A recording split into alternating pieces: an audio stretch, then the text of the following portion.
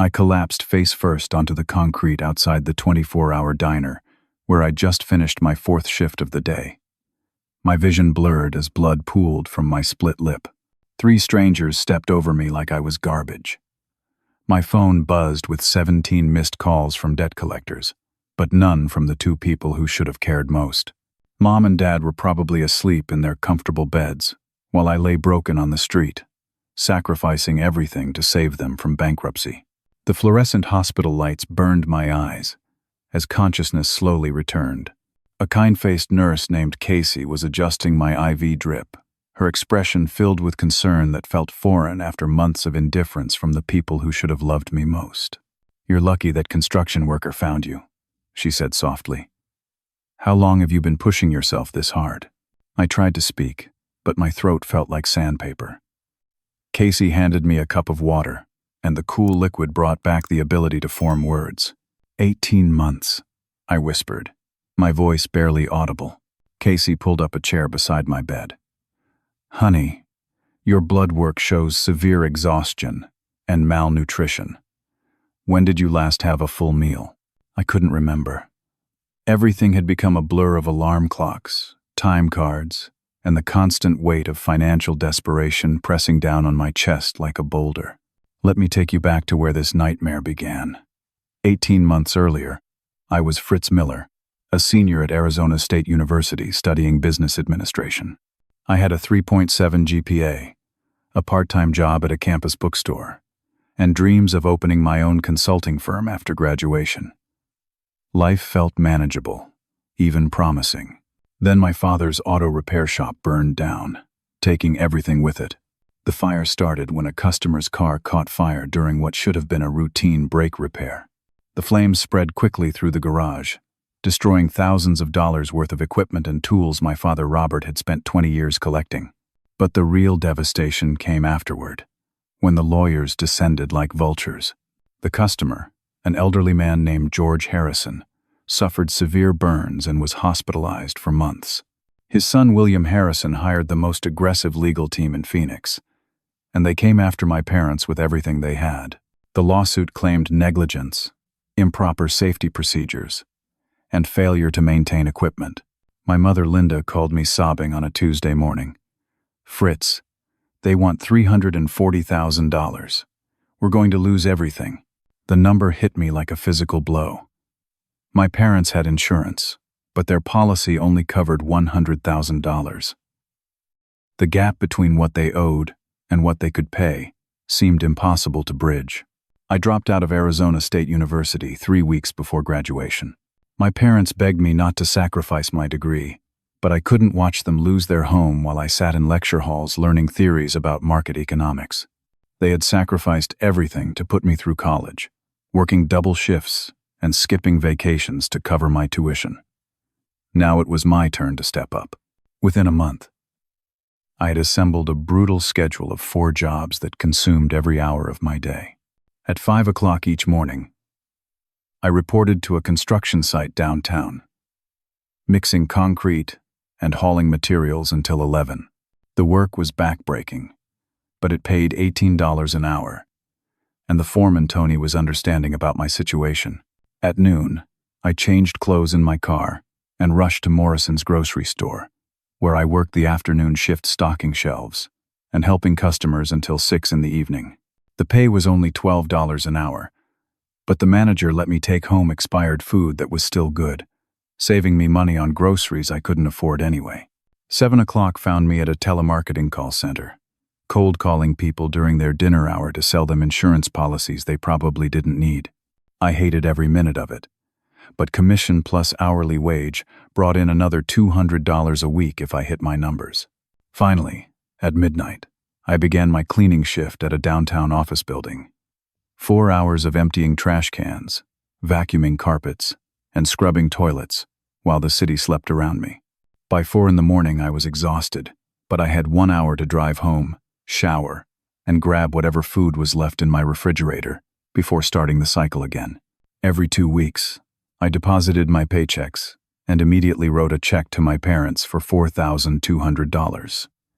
After rent, gas, and basic groceries, I had maybe $50 left for myself. I wore the same 5 shirts in rotation, drove a car with a cracked windshield and bald tires, and hadn't seen a movie or eaten at a restaurant in over a year. But I was making progress. Each month, the debt to the lawyers and medical bills grew smaller. My parents were grateful, constantly telling me how proud they were and how this sacrifice would be worth it when we got through the crisis together. Then Casey mentioned something that shattered my world. "Fritz," she said carefully, "I hope you don't mind me asking, but I think I've seen your parents at the Talking Stick Resort, the casino. I work a second job there on weekends as a cocktail server. I could be wrong, but the couple I've seen matches your description perfectly." My heart stopped.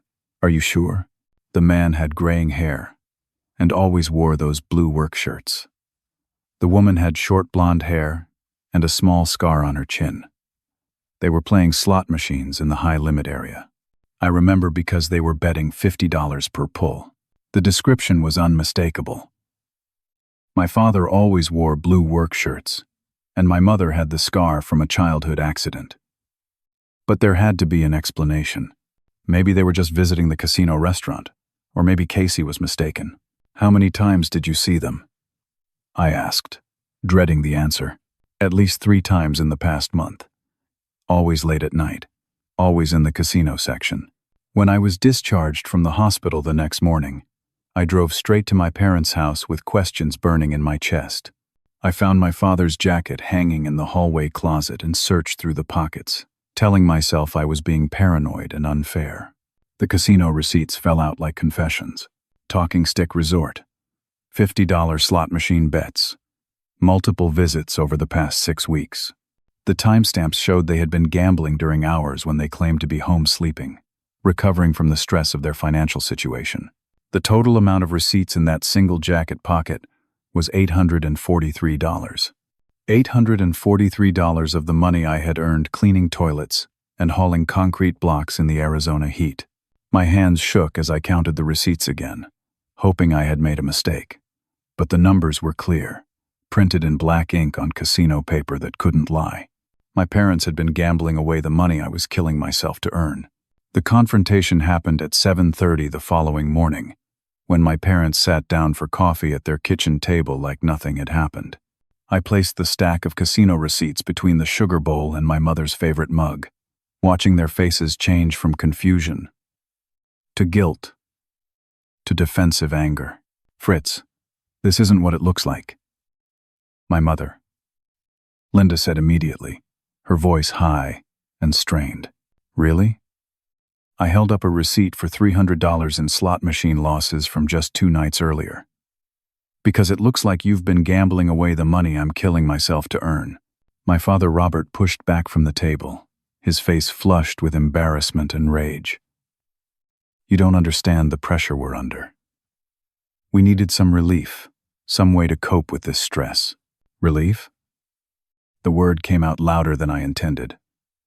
"I'm working 4 jobs, sleeping 3 hours a night, and eating expired food. So you can have relief? At a casino?" Linda broke down crying, burying her face in her hands. "We never meant for it to get this bad. It started as just one night out, just something to take our minds off the lawyers and the bills. But then we won a little money, and it felt like maybe we could help solve our problems faster." "How much have you lost?" I asked, though I wasn't sure I wanted to know the answer. "We're not sure," Robert mumbled, unable to meet my eyes. "You're not sure?" My voice cracked with disbelief. "I give you over $4,000 a month, and you're not sure how much you've gambled away?" The silence stretched between us like a chasm. Finally, Linda looked up with tear-streaked cheeks. "Maybe 6 or 7,000 total. But Fritz, we can stop. We'll get help. We'll attend meetings." I stared at my parents, seeing them clearly for the first time in months. They looked healthy, well-fed, and rested while I had been slowly destroying my body to support their gambling addiction. The people who raised me to value honesty and hard work had been lying to my face while I sacrificed everything for them. But they were still my parents. Despite the betrayal, despite the anger burning in my chest, I couldn't abandon them completely. Not yet. Gamblers Anonymous, I said firmly. You start meetings this week, or I stop the payments immediately. They agreed instantly, promising to change, swearing this was their wake-up call. Linda hugged me tightly, whispering apologies and thank yous into my ear. Robert shook my hand and looked me directly in the eyes, something he hadn't done in months. For 2 weeks, they attended meetings religiously. Linda showed me the meeting schedule and brought home pamphlets about gambling addiction. Robert talked about the triggers that led to their casino visits and the shame he felt about betraying my trust. They seemed genuinely committed to recovery. I wanted to believe them. I needed to believe them. But my body was reaching its breaking point. The physical demands of 4 jobs were catching up with me in ways that sleep couldn't fix. My hands shook constantly from exhaustion. I had lost 23 pounds, and simple tasks like climbing stairs left me breathless. On a Thursday night, I was cleaning the 15th floor of the downtown office building when dizziness overwhelmed me. I grabbed the edge of a desk, trying to steady myself, but black spots danced across my vision like static on an old television. I remember thinking I just needed to sit down for a minute. Just a brief rest. Then I could finish the bathrooms and head home. The next thing I knew, I was waking up on the floor with a security guard named Marcus kneeling beside me, his radio crackling with emergency dispatcher voices. "Take it easy, son," Marcus said, his deep voice calm and reassuring. "Paramedics are on the way. You've been unconscious for about 10 minutes. I'm fine," I tried to say, struggling to sit up. "I just need to finish cleaning." Marcus gently but firmly kept me lying down. "You're not fine. You're burning yourself out, and your body is shutting down." "When did you last have a full night's sleep?" I couldn't remember. The days had blurred together into an endless cycle of work and exhaustion. The ambulance arrived within minutes, and once again, I found myself in a hospital bed, hooked up to IVs and monitoring equipment. Dr. Williams, a tired-looking physician in his 50s, explained that my blood pressure had dropped dangerously low, and my electrolyte levels were severely imbalanced. "Mr. Miller, your body is in crisis mode. You're malnourished, dehydrated, and showing signs of chronic sleep deprivation. If you don't make changes immediately, you're looking at serious long-term health consequences." I nodded weakly, but my biggest concern wasn't my health. I had missed an entire night of work, which meant less money for my parents' bills. The debt wouldn't wait for me to recover. "Can I use your phone to call my parents?" I asked Dr. Williams. "They need to know what happened." "Of course," he said, handing me the bedside phone. Family support is crucial during recovery. I dialed my parents' number, but it went straight to voicemail. I tried 3 more times over the next hour, leaving increasingly worried messages asking them to call the hospital. Marcus, the security guard who had found me, stopped by during his break to check on my condition. He was a large African-American man in his 40s, with kind eyes and a gentle manner that reminded me of the father I wished I had. "Your family coming to see you?" Marcus asked, settling into the visitor's chair. "I'm trying to reach them," I said. "They must be sleeping. It's pretty late." Marcus shifted uncomfortably in his chair. "Son, I need to tell you something. When I found you collapsed, the first thing I did was call 911. But the second thing I did was call the emergency contact number in your wallet." My heart skipped a beat. "You called my parents?" "I spoke directly to your father, told him exactly what happened, and which hospital they were bringing you to. That was 4 hours ago." The words hit me like ice water. My parents knew I was in the hospital. They knew I had collapsed at work. They had the hospital information and visiting hours, but they hadn't come. "Maybe they couldn't find transportation," I said weakly, making excuses I didn't believe. Marcus pulled out his phone and showed me a photograph. "I'm sorry, Fritz. I didn't want to upset you, but I think you deserve to know the truth. The image showed the interior of the Talking Stick Resort Casino, taken from Marcus's perspective as a customer. In the background, clearly visible at a bank of slot machines, were my parents. The timestamp showed the photo was taken just 2 hours earlier. My parents had received the call about my collapse, known I was alone in the hospital, and chosen to continue gambling instead of coming to see me. The betrayal was so complete, so devastating, that I felt something break inside my chest. Not my heart exactly, but something deeper. The fundamental trust that had connected me to the people who raised me snapped like a rope under too much weight. Dr. Williams returned with my discharge papers and a stern warning about overwork. "Mr. Miller, you need at least a week of complete rest. No physical labor, regular meals, and 8 hours of sleep per night." I signed the papers with numb fingers, knowing I couldn't afford to follow his orders. The construction job alone paid for most of my parents' monthly payment. A week off would set back their debt repayment by hundreds of dollars. But as I walked out of the hospital into the cold desert morning, I realized something had fundamentally changed. The desperate love that had driven me to sacrifice everything was still there, but it was now mixed with a bitter understanding of its limits. My parents had shown me exactly where I ranked in their priorities. Somewhere below slot machines and casino buffets. The question that haunted me as I drove home was whether love could survive that kind of betrayal, and whether some sacrifices were too great to make for people who didn't appreciate them. I was about to find out. 3 days in the hospital had given my body time to recover, but my mind raced with questions I wasn't ready to face. Dr. Williams had been insistent about complete rest, and for once I listened, calling in sick to all 4 jobs. The lost income made my stomach clench with anxiety, but I was finally beginning to understand that I couldn't help my parents if I died from exhaustion. Tony, my construction supervisor, surprised me by visiting on my second day home. He was a weathered man in his 50s who had been working construction since he was 16, and he understood physical limits better than most people. "Fritz, I've been watching you for months," Tony said, sitting on the edge of my second-hand couch. "You're a good worker, but you're burning yourself out for something that isn't your responsibility." "It's complicated," I replied, not ready to explain the full situation. "It always is," Tony said with a knowing look.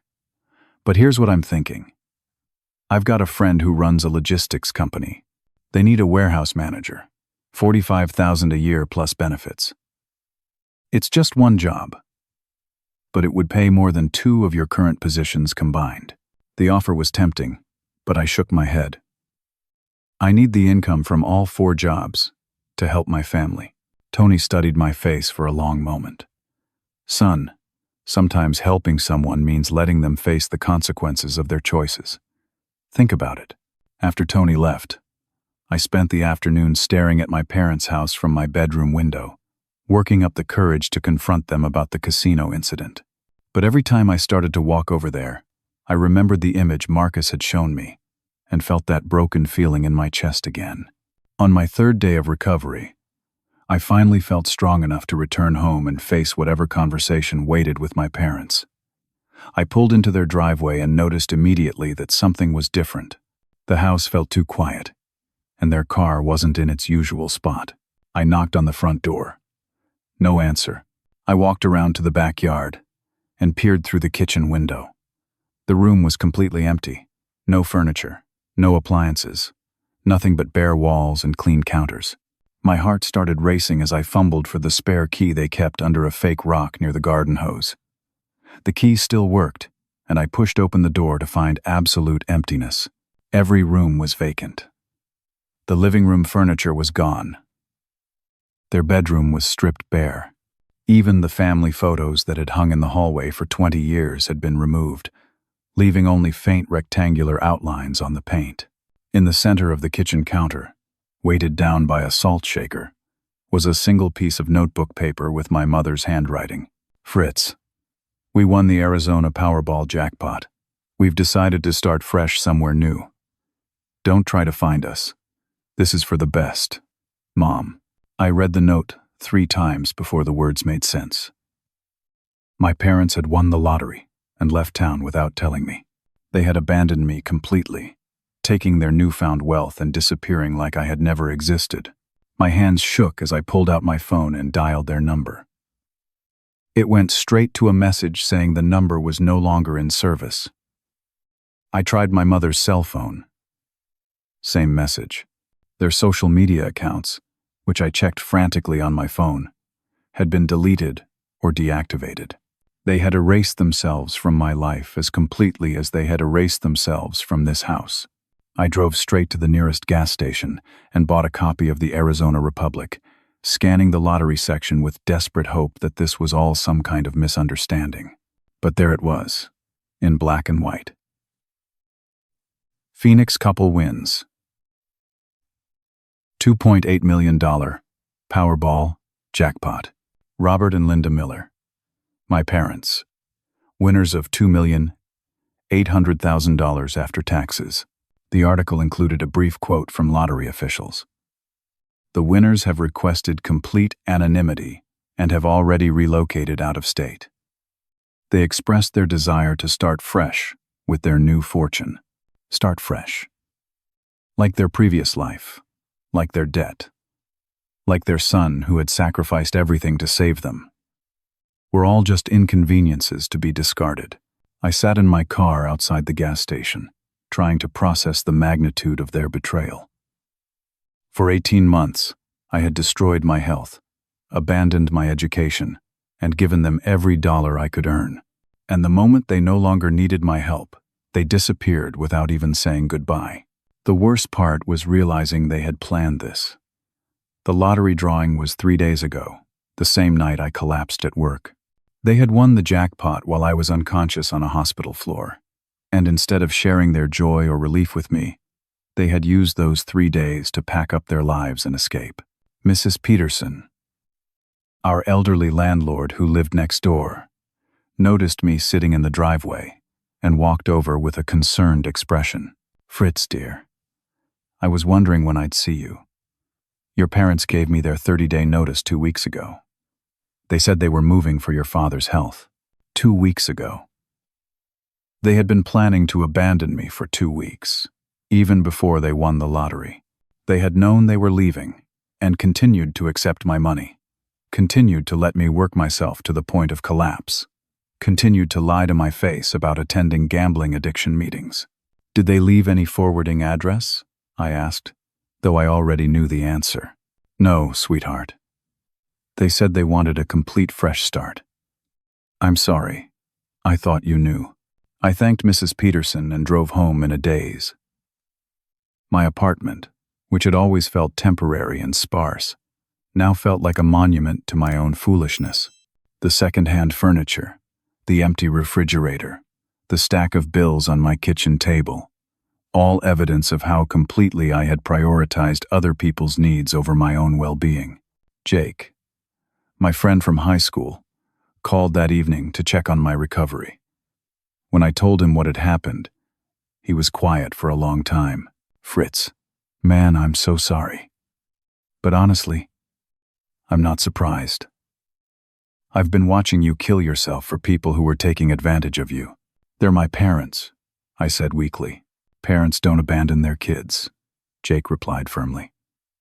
Parents don't let their children work 4 jobs while they gamble away the money. Parents don't disappear when their child is hospitalized.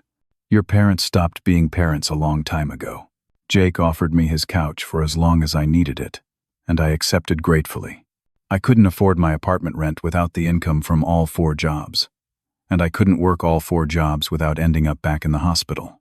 That night, as I lay on Jake's couch, staring at the ceiling, I tried to understand how I had been so blind to what was happening. My parents had been addicted to gambling, but I had been addicted to something else. The belief that love and sacrifice could fix any problem, that if I just gave enough of myself, I could save the people I cared about. But love without boundaries isn't love at all. It's enabling. It's self-destruction, disguised as virtue. My parents had taught me that lesson in the cruelest way possible, and now I had to figure out how to rebuild a life I had nearly destroyed trying to save theirs. A week later, I was sitting on Jake's front steps, staring at job listings on my phone, and feeling completely lost. The warehouse manager position Tony had mentioned was still available, but $45,000 a year felt impossibly modest after months of earning money at a desperate, unsustainable pace. More importantly, I had no idea what I was working toward anymore. Without my parents' debt to motivate me, I felt adrift and purposeless. That's when the black Tesla pulled into the apartment complex parking lot. The car was immaculate, the kind of vehicle that probably cost more than I had earned in the past 2 years combined. It glided silently into a visitor parking space, and a well-dressed man in his 50s stepped out, adjusting his suit jacket and looking directly at me. He walked over with confident, measured steps, his silver hair perfectly styled, and his expensive shoes clicking against the asphalt. Everything about him suggested wealth and power, from his Swiss watch to the way he carried himself like someone accustomed to being the most important person in any room. "Fritz Miller?" he asked, his voice cultured and precise. I stood up slowly, suddenly aware of my wrinkled t-shirt and the fact that I hadn't shaved in 3 days. "Yes, that's me. My name is William Harrison," he said, extending a manicured hand. "I believe we have some things to discuss." The name hit me like electricity. Harrison. George Harrison had been the customer whose car caught fire at my parents' auto shop, the man whose injuries had triggered the lawsuit that destroyed my family's life. This had to be his son, the one who had hired the aggressive legal team that had pursued my parents so relentlessly. My instinct was to run, or at least to tell him to leave me alone. Whatever he wanted, it couldn't be good news. But something in his manner made me hesitate. There was no hostility in his expression, no triumphant gloating. If anything, he looked almost apologetic. "I'm not sure we have anything to talk about," I said carefully. "I think we do," William replied. "I've been trying to find you for several weeks. I'm the founder and CEO of Harrison Technology Solutions. Perhaps you've heard of us?" I hadn't, but I nodded anyway. "Mr. Miller, I owe you an explanation, and possibly an apology. Would you be willing to sit down and listen to what I have to say? I promise it will be worth your time." Against my better judgment, I agreed. We drove to a quiet coffee shop in downtown Phoenix, where William insisted on buying me lunch, despite my protests. I was hungrier than I had realized, and the sandwich and soup felt like a luxury after weeks of irregular meals. "Let me start with the truth," William said, sitting across from me in a corner booth. "My father was George Harrison, the man who was injured at your parents' auto repair shop 18 months ago." I nodded, waiting for the accusation or demand that I was sure would follow. "My father died 6 months after the accident," William continued. "His burns were severe, and the recovery process was complicated by his age and other health issues. I was angry, devastated, and looking for someone to blame. "I'm sorry for your loss," I said, meaning it despite everything that had happened. William studied my face for a moment. "That's gracious of you, especially considering what my legal team put your family through. But here's what I need you to know. The fire wasn't your parents' fault." The words didn't make sense. "What do you mean?" "I spent the last year investigating the incident thoroughly. I hired forensic experts, mechanical engineers, and industry specialists to determine exactly what caused that fire. What we discovered was shocking." William pulled out a tablet and showed me a detailed report with photographs and technical diagrams. The language was complex, but the conclusion was clear. A manufacturing defect in the car's fuel pump had caused the fire. The defect was the result of deliberate corner cutting by the parts supplier, who had used substandard materials to increase their profit margins. This defect affected over 200,000 vehicles, William explained. The parts supplier knew about the problem, but chose to hide it rather than issue a recall that would have cost them hundreds of millions of dollars. I stared at the report, trying to process what he was telling me. So my parents did nothing wrong? Nothing at all. They were scapegoated by a corporation that needed someone else to blame for their negligence. My legal team was so focused on finding fault that we never questioned whether the real responsibility lay elsewhere. The irony was overwhelming. My parents had been innocent of the charges that destroyed their business, but their response to the crisis had revealed character flaws that were perhaps even more damaging. They had been wrongly accused of negligence, then had actually become guilty of greed and betrayal. "Why are you telling me this?" I asked. William's expression darkened. "Because I discovered something else during my investigation. I learned about what you did for your parents, how you dropped out of college, worked 4 jobs, gave them every penny you earned. I learned about your sacrifices, your hospitalizations, your complete dedication to saving them." He paused, his jaw tightening with anger. "And then, I learned about the lottery." The weight of his gaze made me look down at the table. "You know about that?" "I know everything, Fritz. I know they won $2.8 million. I know they abandoned you without a word. I know they moved to Scottsdale and bought an $800,000 house. I know they're driving matching BMW convertibles and posting pictures of themselves at expensive restaurants." My head snapped up. "They're posting pictures?" William nodded grimly. "They thought they were being careful, but they created new social media accounts under slight variations of their names. Linda goes by Linda now. Robert goes by Rob. They're living it up, and they clearly have no intention of sharing their good fortune with the son who sacrificed everything to save them." The betrayal felt fresh all over again. Not only had my parents abandoned me, but they were flaunting their new lifestyle, while I struggled to figure out how to pay basic bills. "Why are you showing me this?" I asked. "Why do you care what happens to me?" William was quiet for a long moment, staring into his coffee cup. "My father left a letter to be opened after his death. In it, he asked me not to pursue revenge against the auto shop owners, even if they were found to be at fault.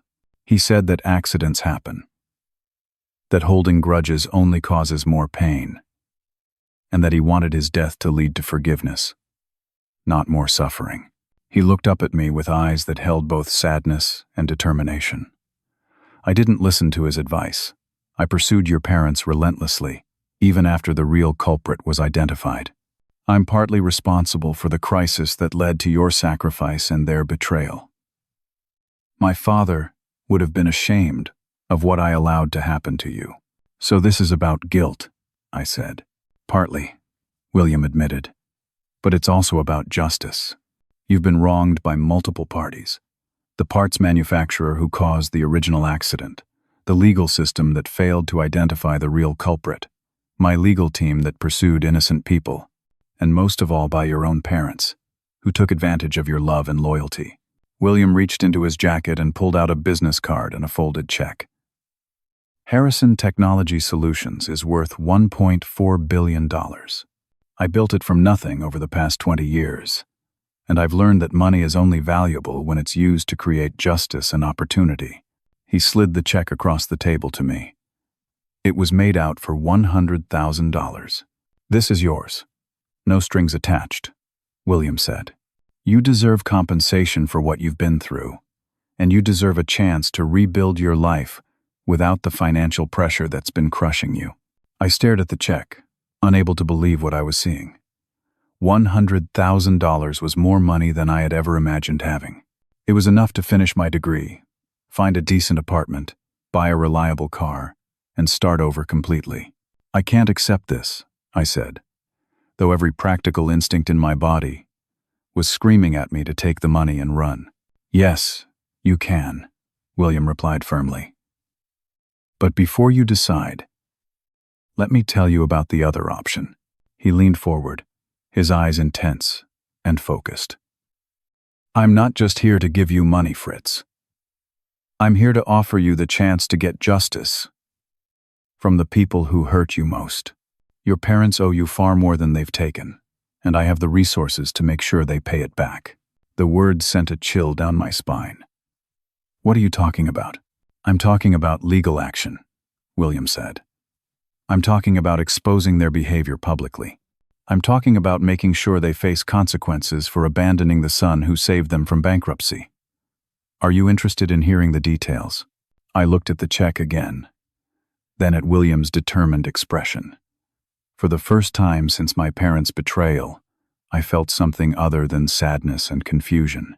I felt the stirring of anger, and with it, the possibility of actually fighting back. "Tell me more," I said. William signaled for more coffee and pulled out a leather portfolio filled with documents that looked official and intimidating. His transformation from sympathetic benefactor to focused businessman was complete, and I could see why he had become so successful. "Before we discuss legal options, let me show you exactly what your parents have been doing with their lottery winnings," William said, spreading photographs across the table. The images hit me like physical blows. My parents at an upscale steakhouse, raising champagne glasses in a toast. My mother wearing jewelry that probably cost more than my monthly rent. My father behind the wheel of a silver BMW convertible, grinning like he didn't have a care in the world. "This was taken last Tuesday," William said, pointing to a photo of my parents lounging by a resort pool. "The same day you were sleeping on your friend's couch because you couldn't afford your own apartment." Each photograph was a fresh wound. These weren't people celebrating a stroke of good luck with modest gratitude. These were people who had completely reinvented themselves as wealthy socialites, erasing every trace of their previous life and the son who had nearly died trying to save them. "How did you get these?" I asked. "I hired a private investigation firm to document their activities. Not to harass them, but to establish a clear record of their behavior and spending patterns. It's all completely legal. All taken in public spaces." William opened another folder and showed me bank records, purchase receipts, and credit reports. "Your parents have spent over $400,000 in the past month. The house, the cars, luxury vacations, shopping sprees, and, unfortunately, more gambling." "They're still gambling?" 3 times a week at various casinos between Phoenix and Las Vegas. "They're betting larger amounts now, sometimes losing $5,000 in a single night. At this rate, they'll burn through their entire lottery winnings within 3 years." The information was devastating but not entirely surprising. Lottery winners who were already predisposed to poor financial decisions often ended up bankrupt within a few years. But knowing my parents were headed for another financial crisis didn't make me feel better. If anything, it made me sadder to realize they had learned nothing from their previous experience. "So what are you proposing?" I asked. William spread out a different set of documents, these ones bearing the letterhead of a prestigious Phoenix law firm. "First, we established the legal foundation for your case. You provided your parents with $50,400 over 18 months. That money was given specifically to help them pay debts and avoid bankruptcy. They accepted that money under false pretenses, using portions of it for gambling rather than debt repayment. But it was a gift," I said. "I didn't loan it to them with a formal agreement." "That's where it gets interesting," William replied. "Under Arizona law, there's a concept called financial elder abuse, which typically protects elderly people from exploitation by family members. But the law also recognizes reverse situations, where adult children are exploited by their parents." He pointed to a specific section of legal text. "When parents knowingly accept financial support from their children while engaging in wasteful or fraudulent behavior, it can constitute a form of family financial abuse. Add in the fact that they abandoned you immediately after winning the lottery, and we have a strong case for demanding repayment with interest and damages." The legal argument was compelling, but I wasn't sure I was ready to take my parents to court. "What would that look like practically?" "We file a civil lawsuit demanding repayment of the $50,400, plus interest, plus damages for the physical and emotional harm you suffered as a result of their deception. Given your hospitalizations and the impact on your education and career, we could reasonably seek total damages of around $200,000. $200,000. The number was almost incomprehensible after months of counting every dollar and sleeping on couches. "More importantly," William continued, "the lawsuit would be a matter of public record. Their names, their lottery winnings, and their behavior toward you would become part of the court documents that anyone could access. You want to embarrass them publicly. I want them to face consequences for their actions, William corrected. I want other people to see what they did to you and understand that there are costs to treating family members this way. William leaned back in his chair, studying my reaction. But there's another option that might be even more effective. Instead of just filing a lawsuit, we could create a media campaign that tells your story to the broader public. What kind of media campaign? I know several investigative journalists who would be very interested in this story. Lottery winners who abandoned their son after he sacrificed everything to save them from bankruptcy. It's exactly the kind of human interest story that goes viral, especially when contrasted with images of their current lavish lifestyle. The idea was both appealing and terrifying.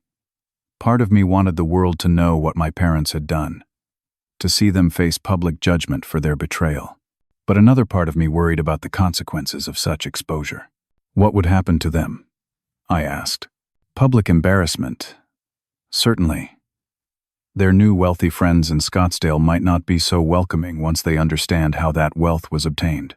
The story might also attract the attention of their original creditors, who still have legal claims against them. William pulled out his phone and showed me a news website. The parts manufacturer that caused the original fire was forced to pay a $50 million settlement last month. As innocent parties who were wrongly blamed, your parents are entitled to a significant portion of that settlement. But they can't claim it if they can't be located. This was news to me. They don't know about the settlement? The lawyers have been trying to find them to deliver the good news, but Robert and Linda Miller seem to have disappeared.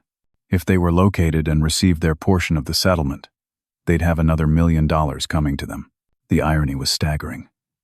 My parents had abandoned me and moved away to hide their lottery winnings, but in doing so, they had also hidden from lawyers who were trying to give them even more money. We could help the settlement lawyers find them, William said, with a slight smile. But only after they've paid you back what they owe you. I sat in silence for several minutes, trying to process all the information William had presented. The legal case seemed strong, and the potential for both financial recovery and public justice was appealing. But taking action against my parents felt like crossing a line that I could never uncross. If I do this, I said finally, there's no going back, is there? No reconciliation? No family relationships in the future? William's expression softened slightly. Fritz, I understand this is difficult. But ask yourself honestly, what family relationship do you have now? They abandoned you completely. They blocked your phone number. They moved away without telling you where they went. You can't lose something that's already been taken from you. He was right. But that didn't make the decision easier. I thought about the parents who had raised me, who had taught me to work hard and treat people fairly. Those people seemed like strangers now, replaced by greedy gamblers who had used my love against me. I need time to think, I said. Of course, William replied, gathering up his documents. But don't take too long.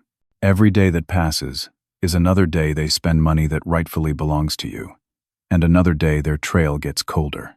He handed me his business card and a key. This is for a guest suite at the Ritz-Carlton downtown.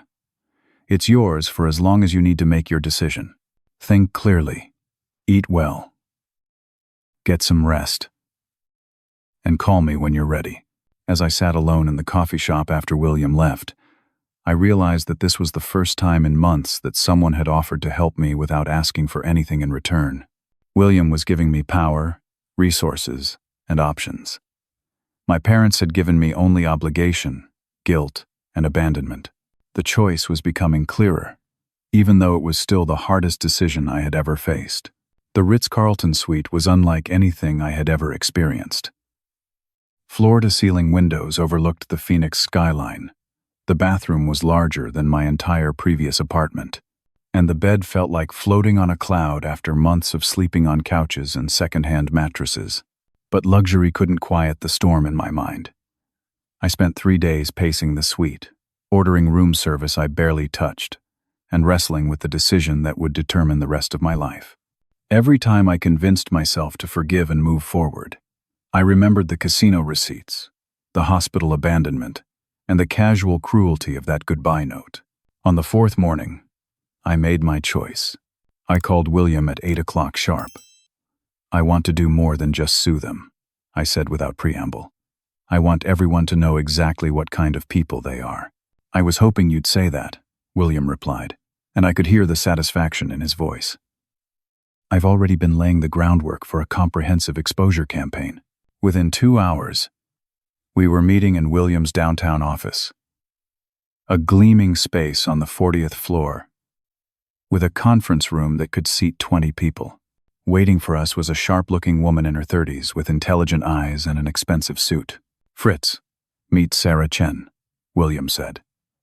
"She's an investigative journalist with Channel 12 News. Sarah has been following stories about lottery winners and family exploitation for the past year." Sarah shook my hand firmly and looked me directly in the eyes. "Mr. Miller, I've been briefed on your situation, and I believe your story needs to be told. But I want to make sure you understand what we're proposing. Once this goes public, there's no controlling how big it becomes or how it affects everyone involved." "I understand," I said, though I wasn't sure I truly did. "Good," Sarah replied, "because I think we can create something that goes far beyond a simple news story. With the right approach, this could become a national conversation about family responsibility and the corrupting influence of easy money." Over the next 4 hours, we crafted a media strategy that was both devastating and carefully legal. Sarah would produce a 20-minute investigative segment showing the contrast between my struggle and my parents' lottery lifestyle. She had already obtained footage of my parents at various casinos and expensive restaurants, as well as public records showing their new house and vehicle purchases. "We'll interview you about your sacrifice, show your medical records from the hospitalizations, document your 4-job schedule," Sarah explained. "Then we'll reveal how your parents responded to their good fortune. The contrast will be stark enough to generate significant public reaction." William added another layer to the plan. "Simultaneously, we'll file the civil lawsuit demanding repayment. The legal action will give the story additional credibility and show that you're seeking justice, not just revenge." "What about the original creditors?" I asked. "The people my parents still owe money to?" Sarah smiled grimly. "That's the beautiful part. Once the story airs and their location becomes public knowledge, those creditors will have legal grounds to pursue collection again. Your parents thought they could escape their debts by disappearing. But lottery winnings are fair game for debt collection in Arizona." The plan was elegant in its completeness. My parents would face legal action from me, public embarrassment from the media exposure, and renewed pursuit from their original creditors. Their carefully constructed new life would crumble under the weight of their past choices. "When do we start?" I asked. "Tomorrow," Sarah said. "We'll film your interview first, then begin compiling the evidence about your parents' current lifestyle. The story should be ready to air within 2 weeks." That night, I called Jake from my hotel suite to explain what was happening. He was quiet for a long time after I finished. "Fritz, are you sure about this? I mean, they deserve consequences, but this sounds pretty extreme." "They destroyed my life and abandoned me without a second thought," I replied. "If they wanted family loyalty, they should have shown some family loyalty." "I get it, man. I'm just saying, once you go nuclear like this, there's no going back." "There was no going back the moment they left that note on the kitchen counter," I said. "I'm just finally accepting that reality." The interview took an entire day to film. Sarah was thorough, compassionate, and relentless in her questioning. She walked me through every detail of my sacrifice. The jobs, the schedule, the health problems, the financial strain. She had me show my hospital bracelets, my pay stubs, my bank statements proving the money I had given my parents. Then she had me read my mother's goodbye note on camera. "How did you feel when you found this?" Sarah asked. "Betrayed," I said simply, "but also stupid.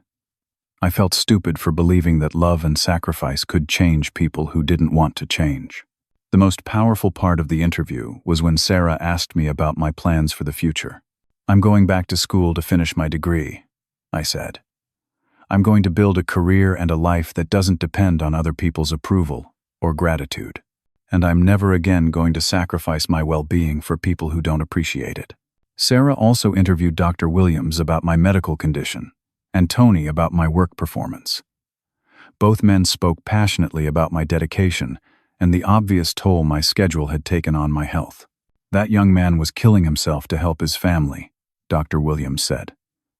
"I've never seen anyone push their body so far beyond its limits for such an extended period. It's a miracle he didn't suffer permanent damage."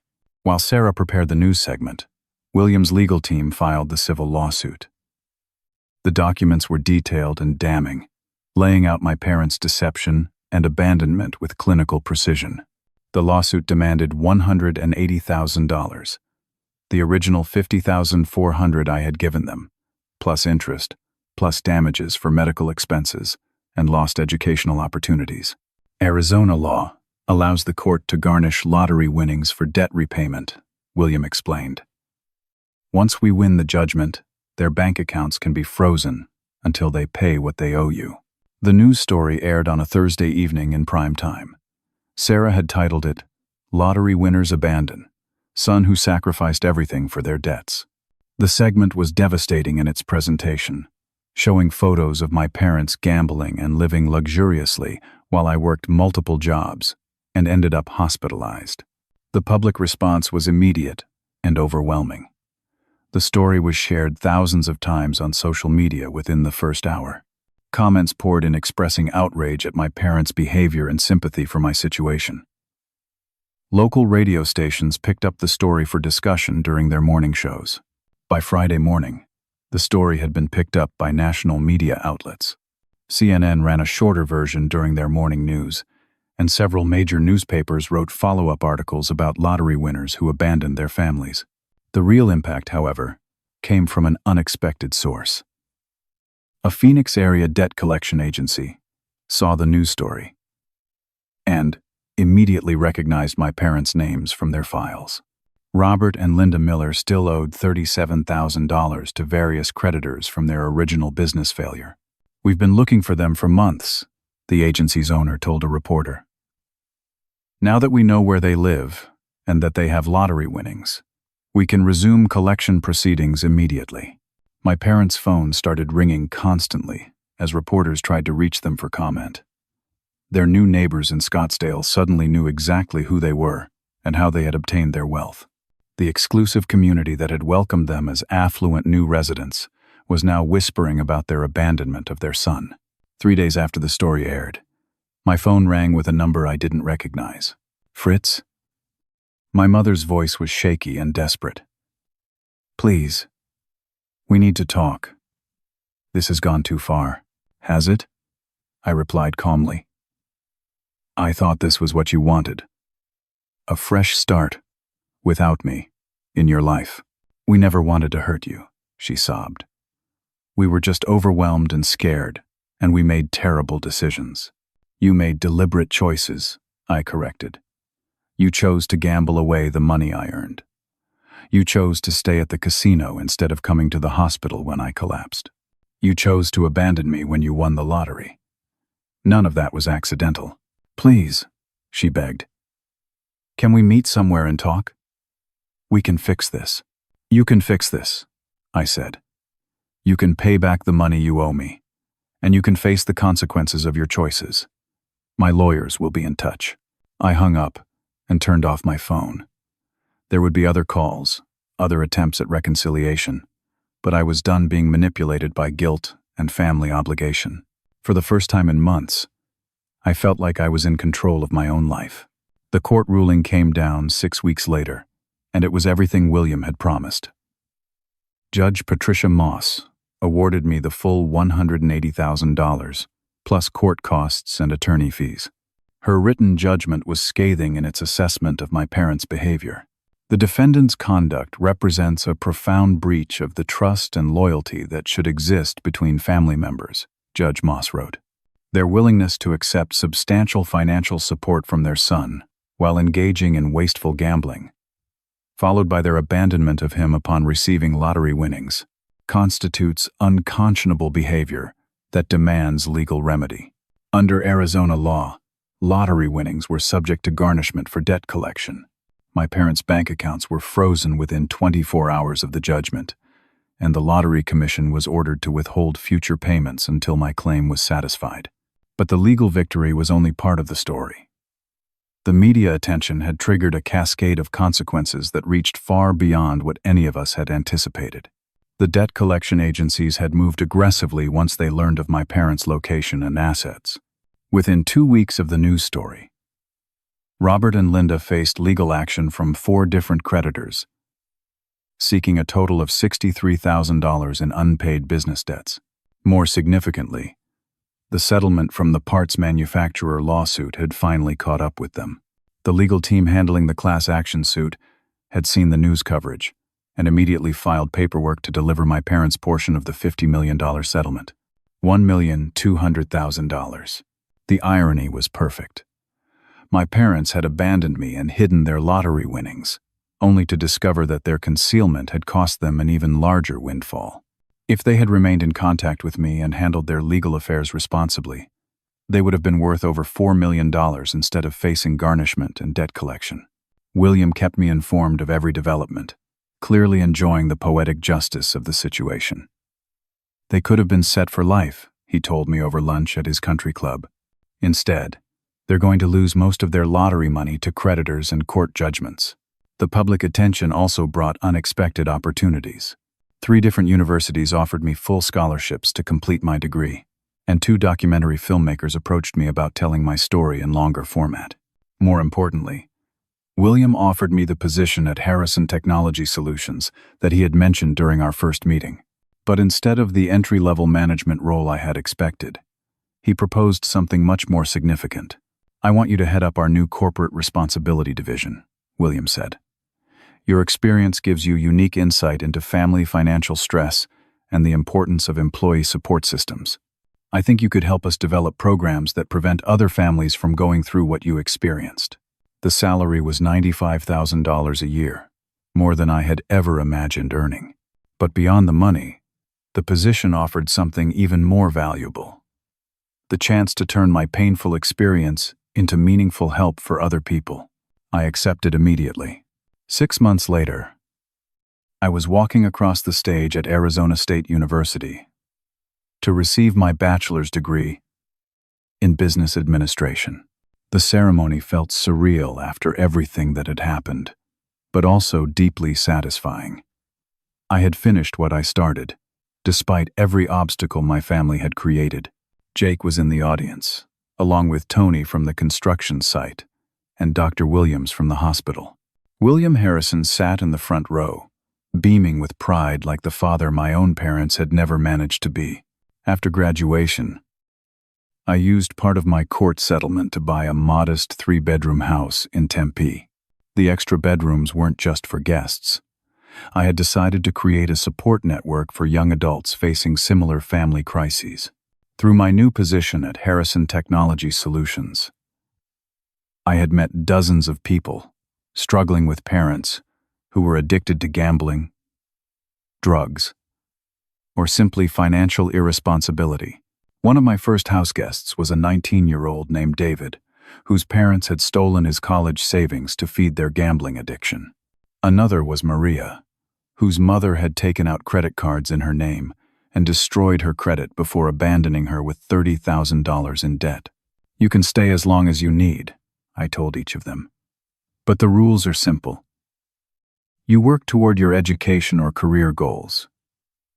You attend counseling sessions to deal with the family trauma, and you learn to set healthy boundaries with people who try to take advantage of your kindness." The house became a kind of halfway home for people learning to prioritize their own well-being over dysfunctional family loyalty. Within a year, we had helped 8 young adults escape destructive family situations and build independent, healthy lives. My relationship with my parents remained severed, and I found peace with that decision. Linda had sent several letters over the months, each one filled with apologies and requests for reconciliation. I read them, but never responded. The letters revealed that my parents had indeed lost most of their lottery winnings to creditors and legal fees.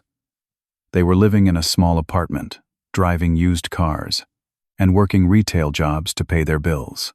The gambling addiction had continued, even after their public exposure, costing them thousands of additional dollars they couldn't afford to lose.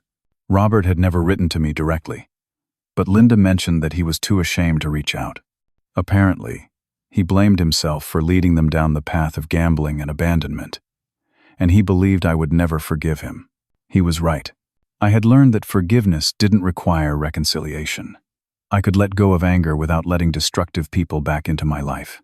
Love without boundaries had nearly destroyed me, but healthy boundaries had allowed me to rebuild something better. 2 years after the court case, I was promoted to Vice President of Employee Relations at Harrison Technology Solutions. My division had developed innovative programs to help employees facing family financial crises, including emergency loans, counseling services, and legal assistance for people dealing with exploitative relatives. The programs were so successful that other companies began adopting similar approaches. I was invited to speak at corporate conferences and business schools about the connection between employee family stability and workplace productivity. During one of these speaking engagements, I met Sarah, a nurse from Phoenix General Hospital who was working on her master's degree in public health. She was intelligent, compassionate, and had grown up in a stable, supportive family that treated each other with genuine respect and kindness. "I can't imagine parents abandoning their child like that," she said after hearing my story. "My family isn't perfect, but we would never leave each other behind." Her perspective was refreshing and healing. Sarah helped me understand what healthy family relationships looked like, and she supported my decision to maintain boundaries with my parents while building new connections with people who deserved my trust. We were married 2 years later in a ceremony attended by the chosen family I had built. William Harrison, who walked me down the aisle, Jake, who served as my best man, and the young adults I had helped, who formed an impromptu support network of people who understood the value of loyalty and genuine love. On our wedding day, William surprised me with an announcement.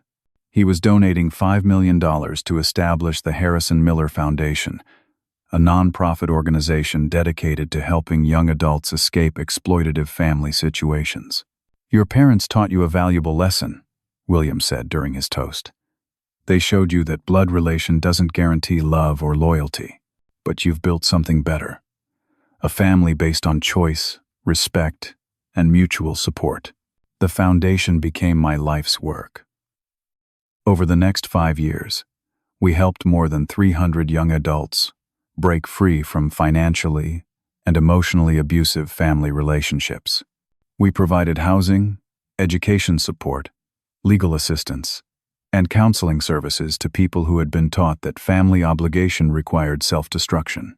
Each success story felt like a small victory over the mentality that had nearly destroyed me. Every young person who learned to set boundaries, pursue their own goals, and choose relationships based on mutual respect rather than genetic connection was proof that my painful experience had created something meaningful. My parents never stopped trying to contact me, but their efforts became less frequent over time. The last letter from my mother, received on my 30th birthday, was different from the others. Instead of apologies and requests for reconciliation, it was a simple acknowledgement of responsibility. "Fritz, I know you probably won't read this, but I wanted you to know that your father and I understand what we did wrong. We destroyed the most important relationship in our lives because we were selfish and weak. You don't owe us forgiveness, and we don't expect reconciliation. We just wanted you to know that we're proud of what you've accomplished and sorry for the pain we caused. You deserved better parents than we were." I kept the letter, but I didn't respond. Some relationships can't be repaired, and some betrayals are too fundamental to overcome. But I had learned that healing didn't require forgiveness from the people who hurt me. It required building a life surrounded by people who deserved my trust and love. Today, I wake up in a house filled with warmth and genuine affection. Sarah and I have 2 children who will grow up understanding that family means mutual support, respect, and unconditional love, not exploitation, guilt, or abandonment. When they're old enough, I'll tell them about their grandparents, not to poison them against family relationships, but to teach them the difference between healthy and unhealthy loyalty. I'll explain that love means wanting the best for each other, even when it's difficult or expensive. Real family doesn't disappear when times get tough or when better opportunities arise. My parents taught me the most valuable lesson of my life, though not in the way they intended. They showed me that sometimes the greatest act of love is walking away from people who treat your kindness like weakness. They taught me that family is about choice and character, not genetics and obligation. And most importantly, they taught me that sometimes the family you choose treats you better than the family you're born into. Real love doesn't come with conditions, and real strength means knowing when to walk away from people who take your kindness for weakness. The young adults who have stayed in my home over the years often ask me if I ever regret my decision to expose my parents and cut contact with them. My answer is always the same. I regret that it was necessary, but I don't regret the choice itself. Sometimes protecting yourself from toxic people is the most loving thing you can do, for them and for yourself. And sometimes, starting over with people who deserve your trust is the only way to discover what real family actually means. Thank you for listening to my story. I hope it helps someone who might be struggling with similar family challenges to understand that loyalty should flow both ways, and that you deserve relationships built on mutual respect rather than one-sided sacrifice. If you've experienced something similar with family members who took advantage of your kindness, I'd love to hear about it in the comments. How did you learn to set boundaries with people you loved? What helped you rebuild your life after family betrayal? Your experiences might help someone else who's facing a similar situation. If this story resonated with you, please consider liking this video and subscribing to hear more stories about resilience, justice, and the power of choosing healthy relationships over toxic family obligation. And please share this with someone who might need to hear that their well-being matters more than keeping peace with people who don't respect their sacrifices. Remember, real love doesn't require you to destroy yourself to prove your devotion. The people who truly care about you will never ask you to choose between your well-being and their approval. Take care of yourselves, and thank you for being part of this community where we support each other's growth and healing.